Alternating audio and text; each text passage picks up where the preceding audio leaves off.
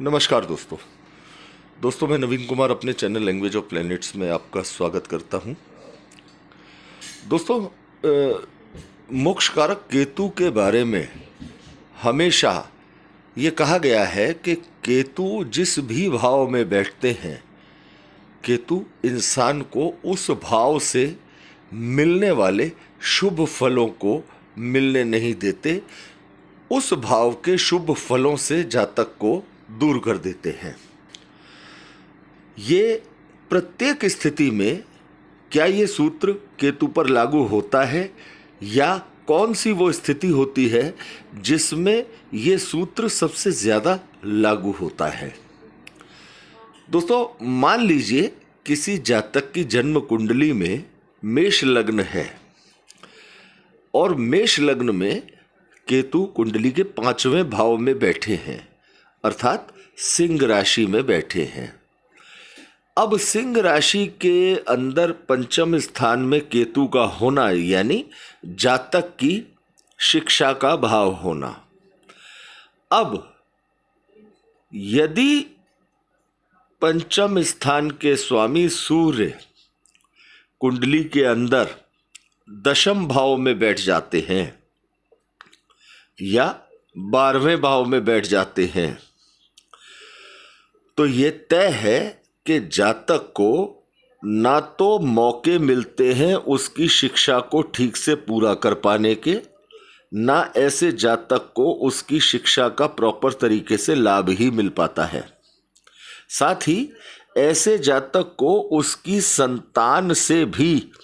अनेकों परेशानियों का सामना करना पड़ता है। ऐसे ही इसी तरह से यदि मान लीजिए जन्म कुंडली के अंदर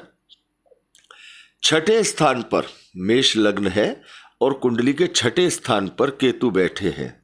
यानी कन्या राशि में केतु बैठे हैं, और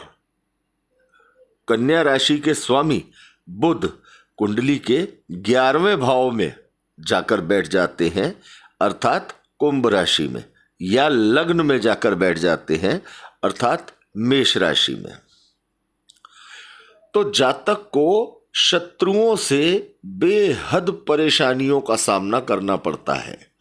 जातक यदि कोई ऋण ले लेता है तो जातक का वो ऋण उतरने का नाम नहीं लेता।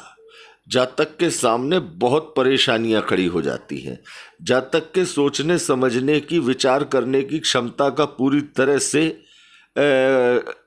नाश हो जाता है। जातक सोच ही नहीं पाता कि मुझे करना क्या है और इस कर्जे को कैसे चुकता करना है। इसी तरह से दोस्तों, यदि जातक की कुंडली के 9वें भाव में केतु बैठ जाते हैं, यानी धनु राशि में मेष लग्न यदि जातक का है और 9वें भाव में केतु बैठ जाते हैं, और केतु बृहस्पति की राशि धनु में होने के कारण और बृहस्पति कुंडली के दूसरे भाव में वृष राशि में बैठ जाते हैं, या कुंडली के 4थे भाव में उच्च के होकर कर्क में बैठ जाते हैं, तो जातक को उसके भाग्य का कभी सहयोग नहीं मिलता। जातक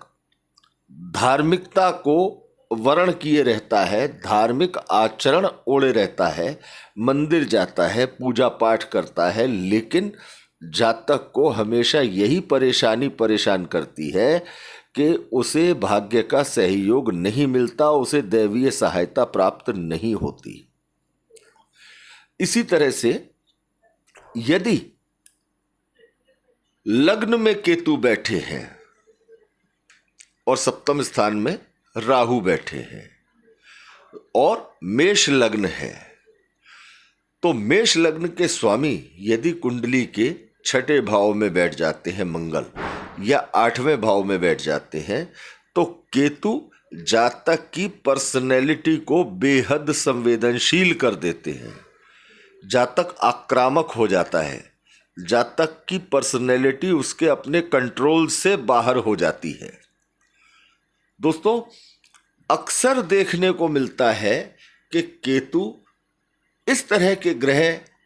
तब बन जाते हैं, विनाशकारी परिणाम देने वाले, किसी भी भाव के फलों से जातक को अलग कर देने वाले ग्रह तब बन जाते हैं जब वो जिस भाव में बैठे हैं उस भाव का स्वामी केतु से 6वां या 8वां बैठ जाता है। इस स्थिति में केतु के परिणाम सर्वाधिक बिगड़ते हुए देखे जाते हैं। यदि जन्म कुंडली के 8वें भाव में केतु बैठे हैं और मान लीजिए जातक का मेष लग्न है और लग्न के स्वामी मंगल की दूसरी राशि वृश्चिक में 8वें भाव में केतु बैठे हैं और मंगल कुंडली में चाहे अपने लग्न में ही क्यों ना बैठ जाएं या कुंडली के तीसरे भाव में बैठ जाएं उच्च के होकर मकर राशि में, माफ कीजिएगा दोस्तों, ये मेष लग्न की कुंडली के अकॉर्डिंग बात हो रही है। अगर मेष लग्न की कुंडली के 8वें भाव में वृश्चिक राशि में बैठ जाते हैं केतु और केतु वृश्चिक राशि के स्वामी मंगल, यदि मंगल बैठ जाते हैं लग्न में अपने ही घर में या कुंडली के तीसरे भाव में मिथुन राशि में, तो जातक को उसके ससुराल के साथ 36 का आंकड़ा झेलना पड़ता है। जातक के संबंध उसके ससुराल के साथ इतने ज़्यादा खराब हो जाते हैं कि जिसके पीछे का कारण भी कई बार ऐसा होता है जो ना के बराबर होता है, जो दिखाई नहीं देता है, लेकिन वो बात इतनी बड़ी हो जाती है जिसके पीछे जातक अपने ससुराल से अपना जीना मरना भी खत्म कर लेता है। तो दोस्तों, केतु का ये सबसे बड़ा कष्ट पैदा करने वाला सूत्र है कि यदि केतु जिस ग्रह की राशि में बैठे हुए हैं उस ग्रह का, उस राशि का स्वामी यदि केतु से 6वें भाव में या 8वें भाव में जाकर बैठ गया है तो ये केतु के विनाशकारी परिणामों को निमंत्रण देने का सीधा सीधा सूत्र है। दोस्तों, केतु से संबंधित, राहु से संबंधित इसी तरह के अन्य सूत्रों को लेकर हम आपके सामने अगले वीडियो में उपस्थित होंगे। यदि ये जानकारी अच्छी लगी हो तो ज़्यादा से ज़्यादा दोस्तों के साथ इसे शेयर कीजिएगा, लाइक कीजिएगा और चैनल को सब्सक्राइब कीजिएगा। धन्यवाद दोस्तों।